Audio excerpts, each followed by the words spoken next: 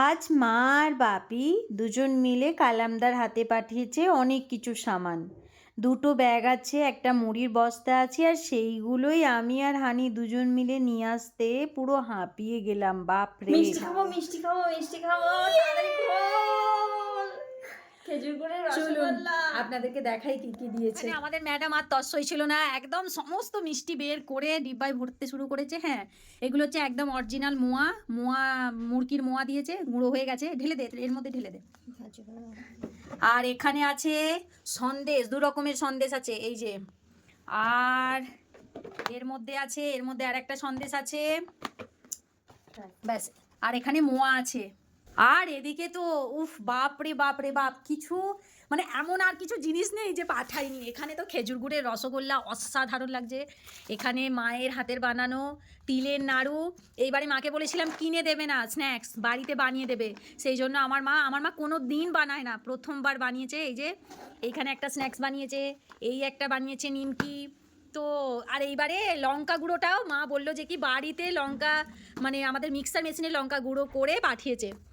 কত বা গোবিন্দভোগ চাল পাঠিয়েছে, এখানে লঙ্কা গুঁড়ো, আমার ফেভারিট আমসত্ত্ব, এখানে তো খেজুর গুড়ের পাটালি আছে, আবার খেজুর গুড়ের এই যে মানে লিকুইডটাও পাঠিয়েছে। এটা আপাতত খাওয়া হবে, ওইগুলো পরের জন্য রেখে দেওয়া হবে, পরে খাওয়ার জন্য। বাদাম ভাজা, এখানে হজমোলা, চানাচুরের প্যাকেট আছে এই যে।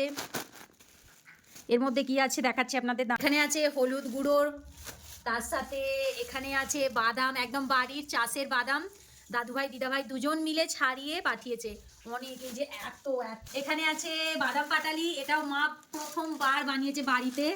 আমার মা কোনোদিন এগুলো বানায়নি, আমি এবারে বলেছি আমাকে বানিয়ে পাঠাবে, নিজের হাতে বানিয়ে পাঠিয়েছে। আর এটার মধ্যে তো খেজুর গুড় আছে, ছোলা পাটালি, এটার মধ্যে আছে ছোলার পাটালি, মেডিসিন মধ্যে আছে সিম, কি অবস্থা, সিম আছে। আর একটা শাক আছে, এটাকে কি শাক বলে? সর্ষে শাক। হ্যাঁ, আমি রান্না করতেই জানি না সর্ষে শাকের, মা সর্ষে শাক পাঠিয়েছে। কেন জোর করে খাওয়াবি তো? তা ভালো তো, হেলদি ভালো না, হ্যাঁ। বেচারি দুঃখী হয়ে গেল। আর এইগুলো দেখে যে এত খুশি হলি, রসগোল্লা গুলো যা সবজি দেখেছে অমনি মনে আমি ওইগুলো যে খাবে ওইগুলো খেয়ে এটাই ব্যালেন্স করবে সবকিছুকে। বিরিয়ানি খাওয়া যাক, তারপরে এগুলো সব প্যাক করবো, মানে গুছিয়ে রাখতে হবে। আগে খাওয়া হোক আমাদের, তারপরে। আপাতত তো মিষ্টি আমরা 3-4 রকমের খেয়ে ফেলেছি, সব রকমেরই খাওয়া হয়ে গেছে। আমার বোন আসতে না আসতেই তিনটে খেয়েছি না, তিনটে খেজুর গুড়ের রসগোল্লা খাওয়া হয়ে গেছে। তারপরে তো সন্দেশ আছেই। তো ওদের খাওয়ার জন্যই তো আবার কেসা লাগা? ভালো। মস্ত মজা আ গয়া। চলুন, এখানে বিরিয়ানি রেডি, বিরিয়ানি খাওয়ার জন্য। এই যে আদমিও রেডি। এখানে গ্রেভি, দইটা দেখলাম খুব সুন্দর লাগছে। চলুন খাওয়া যাক, রাতের ডিনার করা যাচ্ছে। 8টা বাজে এখন, ঠিক আছে? 8টার সময় আজকে আমাদের রাতের ডিনার কমপ্লিট। এটা কে জানো? টাটা।